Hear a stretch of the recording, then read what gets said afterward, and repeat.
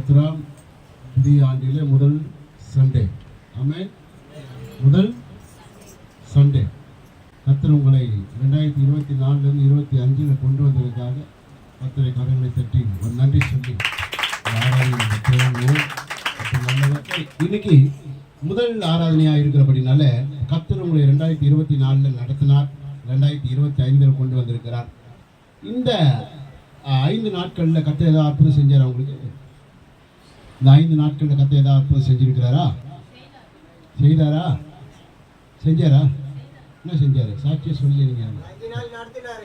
ஆமென். அல்லேலூயா. அதுவே பெரிய விஷயம். ஜீவனை கொடுத்து உட்கார வச்சிருக்கிறார். ஆமென். அல்லேலூயா சொல்லாமா? ஆமென். ஸ்தோத்திரம். இன்னைக்கு நம்ம பார்க்க போற செய்தியை மரண பரியந்தம் நடத்துவார். ஆமென். நான் சாவர வரைக்கும் என் கூட இருப்பார். அதுதான் இன்னைக்கு செய்தியை. அல்லேலூயா. வாக்கு கொடுத்துட்டாரு, வாக்கு மாற மாட்டார்.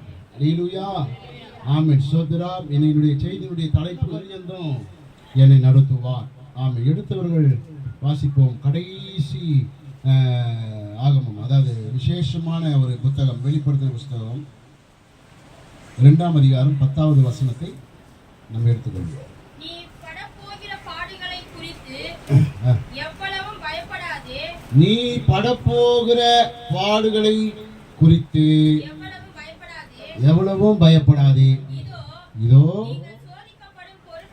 நீங்க என்னது? சோதிக்கப்படும் பொருட்டாக பிசாசானவன் உங்களை சிலரை காவலில் போடுவான். 10 நாள் உபத்திரவப்படுவீர்கள்.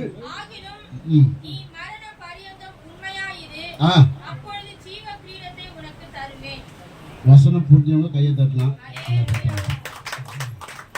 என்ன கொடுப்பாரா? உபத்திரவத்தை சகிச்சுக்கிட்டு ஒரு உண்மையா அவர்கிட்ட ஜெபமணின்னு, ஆண்டவரே அப்படின்னு யோபு உண்மையா இருந்தார்ல, சகிச்சுக்கின்னு உபத்திரவத்தை சகிச்சுன்னு இருந்தாரு. அவருக்கு என்ன கொடுத்தாரு? ரெட்டிமான ஆசீர்வாதத்தை கொடுத்தாரு. ஆனா உங்களுக்கு என்ன கொடுக்க போறாராம்? ஜீவ கிரீடத்தையே கொடுக்க போறாராம். என்ன கொடுக்க போறாராம்? உண்மையா இருந்தா உபத்திரவத்தை சகிச்சுக்கின்னு அவரை திட்டாம அவரை மறுதளிக்காம இருந்தா என்ன கொடுக்க போறாராம்? ஜீவ கிரீடத்தையே கொடுக்க போறாரு. நம்புறீங்களா? அல்லேலூயா. என்ன கொடுக்க போறாரா? இந்த ஜீவ கிரீடத்தை யார் யார் பெற்றுக்கொள்ள போறீங்க? கையை வைத்து காட்டுங்க பார்ப்போம். ஜீவ கிரீடம் எனக்கு வேணுங்க. ஆமென். சொல்லாமா? அல்லேலூயா. ஜீவ கிரீடத்தை கர்த்தர் உனக்கு கொடுக்க போகிறார். அல்லேலூயா. அல்லேலூயா. ஆமென். சொல்றாரு, ஆகிலும் மரண பரியந்தம் உண்மையாயிரு. ஆகிலும் மரண பரியந்தம் உண்மையாயிரு, உனக்கு ஜீவ கிரீடத்தை கொடுக்க போகிறேன் என்று கர்த்தர் சொல்கிறார். ஒரு விஷயம் தெரியுமா? கர்த்தருடைய பரிசுத்தவான்களே, ஒரு விஷயத்தை உங்களுக்கு சொல்றேன். இந்த வெளிப்படுத்தின விசேஷம் 2ஆம் அதிகாரம் 10வது வசனத்துல தெளிவாக போட்டிருக்கிறது. ஒரு புதிய வருஷத்துக்குள்ள நம்ம கடந்து போகும் பொழுது தேவனுடைய கிருபையினால் அந்த புதிய வருஷத்தை நம்ம காண்கிறோம். தேவனுடைய கிருபையினால அந்த புதிய வருஷத்தை நம்ம காண்கிறோம். அது எப்படி நம்ம புதிய வருஷத்துக்குள்ள கடந்து போக போறோம்னா, ஒரு தீர்மானத்தோடு கடந்து போக போகிறோம். தீர்மானம் என்பது என்ன? ஒரு உடன்படிக்கை. ஒரு உடன்படிக்கைன்னா அவரோடு கூட நான் ஒரு அக்ரிமெண்ட். அதுதான் சரியா போடணும். அவரோடு கூட நான் என்ன பண்ண போறேன்? ஆமா. இப்போ இந்த வருஷம் நீங்க எனக்கு 2025 நீங்க கொடுத்ததுனால இந்த வருஷத்துல நான் உங்ககிட்ட எப்படி நடந்துக்க போனேன்னா, ஒரு உடன்படிக்கை ஏற்படுத்த போறேன். ஒரு ஃப்ரெண்ட்ஷிப். அந்த ஃப்ரெண்ட்ஷிப் எப்படி இருக்குன்னு கேட்டீங்கன்னா, அந்த ஃப்ரெண்ட்ஷிப் எப்படி இருக்கான்னு கேட்டீங்கன்னா இப்படி இருக்கும். அல்லேலூயா. எப்படி இருக்கும்? இப்படி இருந்ததுன்னா அது கொஞ்சம் கஷ்டம். ஆனா இப்படி இருந்ததுன்னா அது எப்படி இருக்கும்? ஒரு ஐக்கியம். அவரோடு கூட இணைந்து இருக்கிற ஒரு சூழ்நிலை. இப்படி இருக்குதுன்னா சாப்பிடும்போது நான் கையை கழுவிடுவேன். சாப்பிடும்போது இங்கே பார், சாப்பிடும்போது நான் என்ன பண்ணிடுவேன்? கையை கழுவிடுவேன். ஆனால் நான் இப்படி இருக்கும்போது இவருடைய மனமும் என்னுடைய மனமும் ஒன்று சேருது. என்னை கர்த்தர் என்ன பண்றாரு? கூடவே வச்சு அணைத்து கொள்கிறார். அல்லேலூயா. அப்ப நான் இப்படி இருக்க ஆசைப்படணுமா இல்ல இப்படி இருக்க ஆசைப்படணுமா? எப்படி இருக்க ஆசைப்படணும்? அணைச்சிக்க தான் ஆசைப்படணும். அல்லேலூயா, அல்லேலூயா. அணைச்சிக்க தான் ஆசைப்படணும். அல்லேலூயா, ஸ்தோத்திரம். அணைச்சி கொள்றதுக்கு தான் ஆசைப்படணும். அப்போ ஒரு தீர்மானம் என்பது அவரோடு கூட ஐக்கியம் வைத்துக் கொள்கிறது. அவரோடு கூட ஃப்ரெண்ட்ஷிப், ஐக்கியம் வைத்துக் கொள்கிற ஒரு சூழ்நிலை. இந்த புதிய வருஷத்துல நம்ம மாற்றிக்கொள்ளும் போது இதுதான் இந்த அக்ரிமெண்ட் சொன்ன இல்லையா, இந்த உடன்படிக்கை, இந்த ஃப்ரெண்ட்ஷிப், இந்த சேர்த்து பிடிக்கிறதுனா இதுதான் சேர்த்து பிடிக்கிறது. எது? ஆமா, 9:30 மணிக்கெல்லாம் அவர் வந்துடுறாரு. அட்லீஸ்ட் நான் ஒரு 9:45 ஆமா, ஆராதனை தொடங்குறதுக்கு முன்னாடி நான் உள்ள அவரோட கூட இருந்து அவர் என்ன பண்ணிக்கணும், போயிட்டு சேர்த்து பிடிச்சிக்கணும். இதுதான் ஐக்கியம். அல்லேலூயா. இந்த ஐக்கியம் தான் உன்னை மரண பரியந்தமும் நடத்தும். அல்லேலூயா சொல்லாமா? இந்த வருஷத்துல ஒரு அக்ரிமெண்ட் நம்ம அவர்கிட்ட போட்டிருக்கிறோம் இல்லையா. இந்த அக்ரிமெண்ட் பாருங்க, ஒரு புதிய தீர்மானத்தோடு கடந்து போகக்கூடிய ஒரு சூழ்நிலை. அப்போ பழைய வருடத்துல நமக்கு இருந்த பாடுகள், பழைய வருடத்துல நமக்கு இருந்த போராட்டங்கள் எல்லாவற்றையும் அவர்கிட்ட சொல்லி அவர்கிட்ட நம்ம விட்டு இப்போ அவமானங்கள் எல்லா உபத்திரவங்கள் எல்லாம் அவர்கிட்ட சொல்லியாச்சு. சொன்ன பிறகு அவர் சொல்றாரு, இனிமே நீ ஒழுங்கா இருக்கியான்னு கேட்கிறாரு. நான் ஒழுங்கா இருப்பேன்னு சொல்றேன். அப்போ சரி வா, சரி வா. அதான் நம்ம பாடணும். உன் நினைவாய் இருக்கின்றார் ஓடிவா என் மகனே, உன் நினைவாய் இருக்கின்றார் ஓடிவா என் மகனே.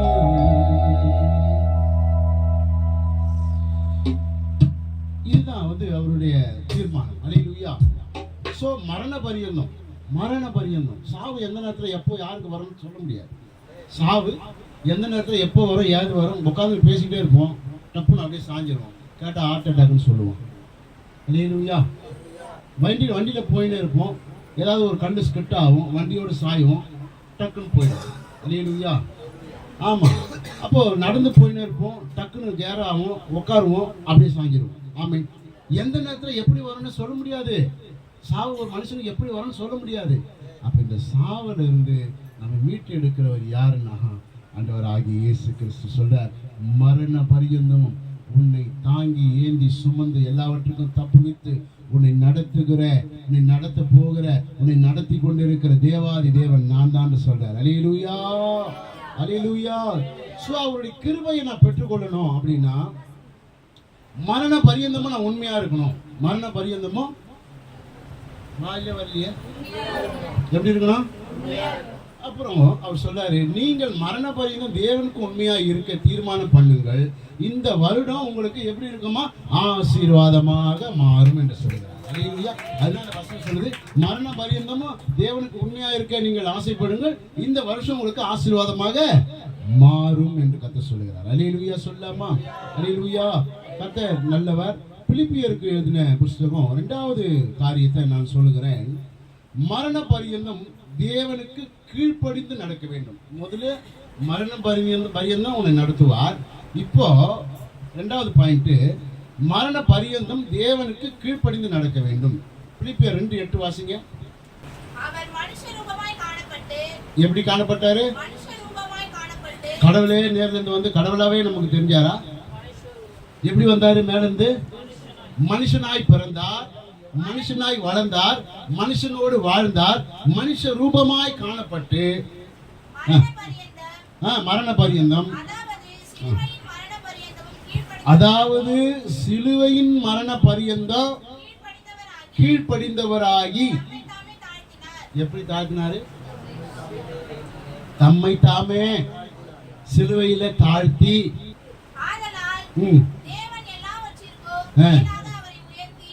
ஆமென். தேவன் எல்லாவற்றிற்கும் மேலாக அவரை உயர்த்தி இயேசுவின் நாமத்தில் வானோர் பூதலத்தோர் பூமியின் கீழானோருடைய முழங்கால் யாவும் முடங்கும்படிக்கும் பிதாவாகிய தேவனுக்கு மகிமையாக இயேசு கிறிஸ்து கர்த்தர் என்று நாமங்கள் யாவும் அறிக்கை பண்ணும்படிக்கும் எல்லா நாமத்திற்கும் மேலான நாமத்தை அவருக்கு தந்தருளினார். ஆமென் சொல்லாமா? அல்லேலூயா, அல்லேலூயா.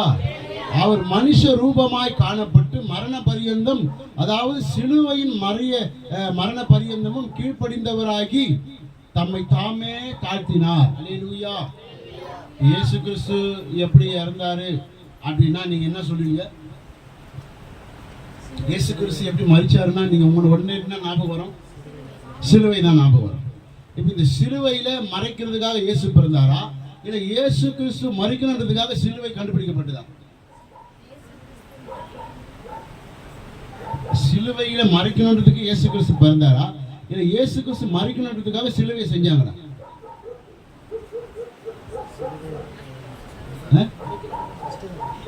சத்தியம் சொல்லுது, பல ஆயிரம் ஆண்டுகளுக்கு முன்பதாக தீர்மானம் எழுதப்பட்டது. மனுஷகுமாரன் மனுஷனுக்காக மரிக்க வேண்டும் என்றால் சிலுவை என்ன பண்ணணும்? அந்த இடத்துல வெளிப்பட வேண்டும். இந்த சிலுவை எப்படி யாருக்காக உருவாக்கப்பட்டதுன்னா, இந்த சிலுவையானது பாவம் செய்கிறவனுக்கும், திருட்டுத்தனம் செய்கிறவனுக்கும், கபடு செய்கிறவனுக்கும், பலவிதமான தவறுகள் செய்கிறவர்களை சிலுவையிலே அந்த நாட்களில் அறைந்து சாகடிக்கிறது ஒரு பிரமாணமாக, ஒரு திட்டமாக, ஒரு பழக்கமாக அரசர்கள் வைத்திருந்தார்கள். சிலுவை என்பது இயேசு கிறிஸ்துவுக்கு முன்பதாக தப்பு பண்றவங்களை அடிச்சு அதை தொங்க விடுவதற்காக செய்யப்பட்ட ஒரு கருவிதான் அந்த சிலுவை. ஆனா இங்கே வேதம் சொல்லுகிறது, அவர் மனுஷ ரூபமாய் காணப்பட்டு மரண பரியந்தம், அதாவது சிலுவையின் மரண பரியந்தம் கீழ்ப்படிந்தவராகி தம்மை தாமே தாழ்த்தினார். அல்லேலூயா. அப்ப இந்த சிலுவைக்கு ஒரு மேன்மை கிடைக்கணும். இந்த சிலுவைக்கு ஒரு மேன்மை கிடைக்கணும். பாவ சின்னமான ஒரு சிலுவையை பரிசுத்தமாக மாற்றுகிறதற்கு ஒரு ரத்தம் தேவைப்பட்டது, ஒரு சரீரம் தேவைப்பட்டது, ஒரு மனுஷன் அடிக்கிறதுக்காக பலியாக ஒரு சரீரம், ஒரு உடம்பு தேவைப்பட்டது. அதை தான் தேவன் உலகத்தில் உள்ள மனுஷனுக்கு இந்த அங்கீகாரத்தை கொடுத்தா அது பேசப்படாது. தன்னைத்தானே தேவ புத்திரனாக அவர் ஒப்பு கொடுத்து கீழே பூமியில வந்து மனுஷனாய் பிறந்து, மனுஷனாய் வாழ்ந்து, மனுஷனாய் அடிக்கப்பட்டு, மனுஷனுக்காக மரித்து 3ஆம் நாளில உயிர் தேட வேண்டும் என்று தேவ சித்தம் இருந்தது. அந்த தேவ சித்தத்தை சிலுவையில நிறைவேற்றினார். ஐயா தட்ட மாட்டீங்களா? புரியுதா இல்லையா? சிலுவை என்பது என்ன? சிலுவை என்பது ஒரு அவமான சின்னமாக கருதப்பட்டது. இயேசுவினுடைய சரீரத்தை அதில் வைத்து அடித்த உடனே சிலுவைக்கு மேன்மை கிடைத்தது. அல்லேலூயா. சிலுவைக்கு மேன்மை கிடைத்து இன்றைக்கு சிலுவையை என்ன பண்ணியிருக்கிறாங்க? அநேக சபைகளில் எங்க வச்சிருக்கிறாங்க? ஆல்டர்ல வச்சிருக்கிறாங்க, புல்பிட்ல வச்சிருக்கிறாங்க. அல்லேலூயா. அப்ப இந்த மேன்மை யாரால கிடைச்சதுன்னா, இயேசு கிறிஸ்து மரித்த உடனே அந்த இயேசு கிறிஸ்துனுடைய அந்த மரிக்கிற அந்த அவருடைய சாவினாலே, அவருடைய அடிக்கப்பட்ட அந்த ரத்தத்தினால அந்த சிலுவைக்கு மேன்மை கிடைத்தது. அப்போ இந்த சிலுவையில மறைக்கிறதுக்காக தேவன் முன்குறித்து இருக்கிறார். அல்லேலூயா. அப்போ அந்த மரித்த பிறகு அந்த சிலுவைக்கு ஒரு மேன்மை கிடைத்தது. அல்லேலூயா. அதுக்காக உங்களுக்கு நான் என்ன சொல்ல வரேன்னா, நீங்க சிலுவை கிட்ட போயிட்டு அது ஒரு அடையாள சின்னமாக அவர் மரித்த அந்த காரணத்துக்காக நீங்க பண்ணலாம். ஆனால் நீங்க என்ன பண்ணக்கூடாது? முழங்காலில் நின்று ஜெபித்தால் ஒழிய உங்களுக்கு விடுதலை என்னாவாது. அல்லேலூயா. சிலுவை என்பது ஒரு பரிசுத்தமான ஒரு சின்னமாக கருதப்படுகிறது. அப்போ இன்னொரு காரியத்தை நம்ம பார்க்கிறோம். கீழ்ப்படிதல் என்பது, தேவனுக்கு கீழ்ப்படிதல் என்பது உயிரை போன்றது. இப்போ அப்பா இருக்கிறாரு, ஏசப்பா இருக்கிறாரு. இப்போ ஏசப்பா சொல்றாரு, நீ 3 வேளை ஜெபம் பண்ணு அப்படின்னு. அப்போ சீசரில் பார்த்து கேட்குறாரு, நான் கொஞ்ச நேரம் கூட நீங்கள் விழித்து இருக்கக்கூடாதா? சாக போகிற அவர் மறிக்க போகிற நேரம். அப்போ கடைசியாக போயிட்டு ஜெபம் பண்ணுறாரு. சீசரில் காவலை வச்சுட்டு போகிறாரு. அப்போ அவங்க என்ன பண்ணுறாங்க? அவர் போய் ஜெபம் பண்ணும்போது இவங்க தூங்கிடுறாங்க. தூங்கினாங்களா இல்லையா? தூங்கிட்டாங்களா? கிட்ட வந்து என்ன கேட்குறாரு? 24 மணி நேரமாவது நீங்கள் ஜெபம் பண்ணக்கூடாதான்னு கேட்டார். என்ன கேட்டார்? 1 மணி நேரமாவது ஜெபம் பண்ணக்கூடாதா? உங்களுக்கு 24 மணி நேரம் கொடுத்துருக்குறேனே, 1 மணி நேரமாவது காத்திருக்க கூடாதா அப்படின்னு. அப்போ அவர் ஜெபம் பண்ணும் போது அந்த அவருடைய அந்த ரத்தமானது, அவருடைய அந்த வேர்வையானது ரத்தமாக என்ன பண்ணுது? அந்த பாறை மேல அந்த கீழே வந்து இரத்த துளிகளாக விழுகிறது. கடைசி நேரம் ஒப்பு கொடுக்கப்படுகிற அவரை வந்து அரெஸ்ட் பண்ணுகிற ஒரு நேரம். அப்போ வந்து இவங்களை ஜபிக்க சொல்லிட்டு போனா இவங்க என்ன பண்ணிட்டு இருக்கிறாங்க? இங்க தூங்கிட்டு இருக்கிறாங்க. அல்லேலூயா. அப்போ தேவன் தூக்கத்தை விரும்புகிறாரா அருவருக்கிறாரா? சபைக்கு வராத ஏன் தூங்குற? சபைக்கு வராம ஏன் தூங்குற? சபைக்கு நேரத்தை கொடுக்காம எதுக்கு தூங்குற? நமக்கு 24 மணி நேரம் இருக்குது. எத்தனை மணி நேரம் இருக்குது? 24 hours. அதுல எவ்வளவு கேட்கிறாரு? ஜபிக்க அவரு ரிக்வெஸ்ட் பண்றாரு. ஏய், உனக்கு 24 மணி நேரம் கொடுத்துருக்குறப்பா, நீ என்ன பண்ணணும்? நீ 1 மணி நேரம் நீ கட்டாயமா ஜெபம் பண்ணி தான் ஆகணும் அப்படின்னு சொல்றாரு. 1 மணி நேரமாவது விழித்திருந்து ஜெபம் பண்ணக்கூடாது. ஆமென். அந்த 1 மணி நேரமாவது விழித்திருந்து ஜெபம் பண்ணக்கூடாது. யாருக்காக? உனக்காக, எனக்காக. எனக்கு நானே ஜெபம் பண்ணிக்கணும் 1 மணி நேரம். அதுதான் அவர் சொல்றாரு. அல்லேலூயா. அப்போ நான் நல்லா இருக்கிறதுக்காக அவர் என்ன செய்யணும்? அதை செஞ்சுட்டார். நான் நல்லா இருக்கிறதுக்காக, நான் சுகமா இருக்கிறதுக்காக, நான் ஜாலியா இருக்கிறதுக்காக அவர் என்ன செய்யணுமோ அதை என்ன பண்ணிட்டாரு? செஞ்சிட்டாரு. அப்ப செய்ய போகிற வேலையில கடைசி நேரத்துல சாக போறாரு. ஒப்பு கொடுத்து அவர் என்ன பண்ண போறாங்க? சிலுவையில அறைய போறாங்க. அப்ப அவர் கேட்கிறாரு, 1 மணி நேரமாவது ஜெபிக்க கூடாது. ஆமென். அந்த வார்த்தை கூட எனக்காக இல்ல, நான் மரிக்க போறேன் அதுக்காக இல்ல, உனக்காக, உனக்காக. அல்லேலூயா. உனக்காக. அப்ப ஜெபம் என்பது ஒரு மனுஷனுக்கு ஒரு முக்கியமான ஒரு காரியமா இருக்கிறது. அல்லேலூயா. அப்ப இந்த வருஷத்துல நம்ம பண்ண வேண்டியது அந்த பாருங்களேன், 1 மணி நேரம் நீங்க ஆண்டவருக்காக ஜெபம் பண்ணுங்க. மொத்தமா நீங்க ஜெபம் பண்ண வேணாம். காலையில ஒரு கால அவர், மதியம் ஒரு கால அவர், சாயந்தரம் ஒரு கால அவர், நைட்ல படுக்கும்போது ஒரு கால அவர். சூப்பரா இருக்கும் உங்க வாழ்க்கை. சூப்பரா இருக்கும் உங்க வாழ்க்கை. பிசாசு அலருமா உங்ககிட்ட வரவே மாட்டோம். அல்லேலூயா. நீ ஜெப குறிப்பு எழுதி கொடுக்க வேண்டிய அவசியமே இல்லை. அல்லேலூயா. உன் ஜெபத்தை கர்த்தர் கேட்பார். ஆமென் சொல்லாமா? அல்லேலூயா. சரி, இன்னொரு காரியத்தை குறித்து நம்ம பார்க்கலாம், முடிக்கலாம். மூன்றாவது காரியம், மரண பரியந்தம் தாழ்மையாய் நடக்க வேண்டும். மரண பரியந்தம் எப்படி நடக்கணுமா? முதல்ல என்ன பார்த்தோம்? முதல் பாயிண்ட் என்ன பார்த்தோம்? நடத்துவார். இரண்டாவது பாயிண்ட் கீழ்ப்படிதல். இப்போ மரண பரியந்தம் தாழ்மையாய் நடக்க வேண்டும். வாசிங்க, டக்குனு வாசிங்க. பிலிப்பியர் 2:8 மீறுமாய் வாசிங்க. அவர் மனுஷரூபமாய் காணப்பட்டு மரண பரியந்தம், அதாவது சிலுவையின் மரண பரியந்தமும் கீழ்ப்படிந்தவராகி தம்மை தாமே தாழ்த்தினார். ஏசப்பா தேவன் சொன்னாரு, நீ மனுஷனா பிறக்கணும், நீ மனுஷனு கூட இருக்கணும், நீங்க என்ன பண்ணணும்? மனுஷனுக்காக மரிக்கணும், நீங்க 3ஆவது நாள் உயிர்த்தெழணும், நீங்க என்ன பண்ணணும்? பரலோகம் போயிடணும். அல்லேலூயா. இயேசு கிறிஸ்து மரிச்சிட்டு பரலோகம் எப்ப போனாரு? பரலோகம் எப்ப போனாரு? உயிர்த்தெழுந்த உடனே போயிட்டாரா? 40 நாள் பூமியில இருந்தார் இல்லையா? இந்த 40 நாள் என்ன பண்ணாருன்னா நிறைய வெளிப்பாடுகள், வெளிப்பாடுகள்.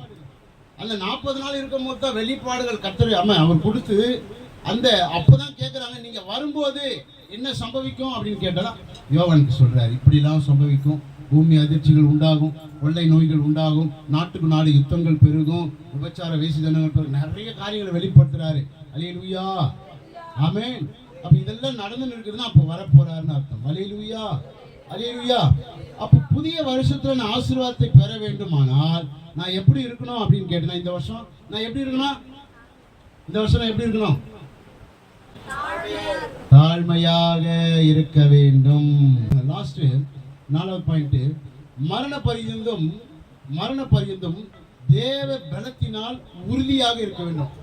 முடிக்கிறேன். மரண பரியந்தம் தேவ பலத்தினால, கவனிக்கிறீங்களா சத்தியத்தை? மரண பரியந்தம் எனக்கு உயிரே போனாலும் தேவன் கொடுத்த இந்த சரீரம், இன்னைக்கு நான் நல்லா நடக்கிறேன், நான் நல்லா துணி கட்டுறேன், நான் நல்லா சாப்பிட்றேன், நான் நல்லா படுக்கிறேன், நான் நல்லா பேசுகிறேன், நான் கைத்தட்டி ஆராதிக்கிறேன்னு இந்த சரீரத்தை கொடுத்த என் தேவனுக்கு நான் அவர் வர வரைக்கும் நான் எப்படி இருக்கணும்? உண்மையாக இருக்க வேண்டும். அல்லேலூயா. அப்போ மரண பரியந்தம், சங்கீதம் 73:4 சொல்லுது, மரண பரியந்தம் அவர்களுக்கு இடுக்கண்களில் இல்லை. என்ன இல்லையா உங்களுக்கு? இடுக்கண்கள் இல்லை, அவர்களுடைய பலன் உறுதியா இருக்கிறது. அடேங்கப்பா, உங்களுடைய பலன் எப்படி இருக்குதா? உறுதியா இருக்கிறது. ஆமென். என்னுடைய பராக்கிரம், என்னுடைய பலன், என்னுடைய வருமானம், என்னுடைய பணம், பதவி, பட்டம், என்னுடைய ஆளுமை, என்னுடைய அதிகாரம் என்று யார் வந்தாலும் அதை மேற்கொள்ள முடியாது. ஏன்னா நான் அவரிடத்தை தாழ்மைப்படும் போது இது எல்லாவற்றையும் நான் சுதந்திரத்துக் கொள்வேன். தேவன் இது எல்லாவற்றையும் எனக்கு கொடுப்பார். அல்லேலூயா, அல்லேலூயா. அப்போ அந்த பலன் எப்படிப்பட்ட பலன் அப்படின்னு கேட்டீங்கன்னா, கிறிஸ்துவின் பலன் எனக்குள்ள இருக்கும்போது மரண பரியந்தமோ என்ன பண்ணாது, ஒன்றுமே சேதப்படுத்த முடியாது. அல்லேலூயா சொல்லாமா? ஆமென். மரண பரியந்தமோ விசுவாசம் காணப்பட வேண்டும். மரண பரியந்தம் என்ன காணப்பட வேண்டும்? விசுவாசம் காணப்பட வேண்டும். அப்போ இந்த விசுவாசம் நமக்கு இருக்குதான்னு கேட்டால் ஆல்ரெடி இருக்குது. விசுவாசம் இல்லாமல் நம்ம வந்து உட்காந்துக்கிறோங்க. விசுவாசம் இல்லாமல் வந்து உட்காந்துட்டு இருக்கிறோம். விசுவாசம் இருக்கிறவங்க மட்டும் இல்லையா சொல்லுங்க பாப்போம். ஆமென். ஸோ விசுவாசம் இருக்குது. ஆனால் இந்த விசுவாசத்தை நான் என்ன பண்ணிக்கணும்? ஒவ்வொரு நாளும் சார்ஜ் பண்ணிக்கணும். ஒவ்வொரு நாளும் புதுப்பித்துக் கொள்ள வேண்டும். அல்லேலூயா, அல்லேலூயா. சோத்ர எபிரேயர்ல 11ஆம் அதிகாரம் 13வது வசனம் சொல்லுது, இவர்கள் எல்லோரும் வாக்குத்தத்தம் பண்ணப்பட்டவைகளை அடையாமல் தூரத்திலே அவைகளை கண்டு நம்பி அணைத்து கொண்டு அந்நியரும் பரதேசிகளும் என்று அறிக்கையிட்டு விசுவாசத்தோடு மரித்தார். இல்லையா சொல்லாமா? அல்லேலூயா. ஆனா என் விசுவாசம் எப்படி தெரியுமா இருக்குது? அல்லேலூயா. ஆபிரகாமின் தேவனும் ஈசாக்கின் தேவனும் யாக்கோப்பின் தேவனுமா இருக்கிற சர்வ வல்லவர் என்னோட கூட இருக்கிறார். இந்த வருஷம் எனக்கு நீதிமொழிகள் 3:10 வாக்கு கொடுத்திருக்கிறார். அவர் என்ன வாக்கு கொடுத்திருக்கிறார்னா, ஒரு முறை அந்த வாக்கு தத்தத்தை வாசிடுவோம். அல்லேலூயா. அப்பொழுது உன் களஞ்சியங்கள் பூரணமாய் நிரம்போ, உன் ஆணைகளின் திராட்சரசம் புரண்டோடு என்று வாக்கு கொடுத்திருக்கிறார். என் தேவன் வாக்கு கொடுத்தார். இந்த வாக்கு தத்தத்தை என் வாழ்க்கையில இந்த வருஷம் நிறைவேற்றுவார். என் கோணலான வழிகளை கர்த்தர் மாற்றுவார். என் வாழ்க்கை இப்படியே இருக்காது. என் வாழ்க்கையை கர்த்தர் ஆசீர்வாதமாய் மாற்ற போறார். எனக்கு இருக்கிற பிரச்சனைங்க, எனக்கு இருக்கிற பலவீனங்க, எனக்கு இருக்கிற சோர்வுங்க, எனக்கு இருக்கிற கடன் பிரச்சனை இப்படியே இருக்காது. இந்த வருஷத்துல கர்த்தர் இன்னும் சில நாட்களில் என்னை அபரிவிதமாய் ஆசீர்வதித்து என்னுடைய ஆலையிலே திராட்சரசம் புரண்டோடுன்னு சொன்னாரே, அப்படிப்பட்ட புரண்டோடுகிற ஆசீர்வாதம் உங்க ஒவ்வொருவரோடு கூட ஒவ்வொரு குடும்பத்தில் ஆளுகை செய்யும்படியாய் கர்த்தர் இந்த வேளையிலே உங்களோடு கூட நிறுத்துவார் என்பதை நான் நம்பி விசுவாசிக்கிறேன். என் விசுவாசத்தின்படி, உங்க விசுவாசத்தின்படி இது நிறைவேற்றி முடிக்கிறவர் நம்மோடு கூட இருக்கிறார். அல்லேலூயா, அல்லேலூயா. கர்த்தர்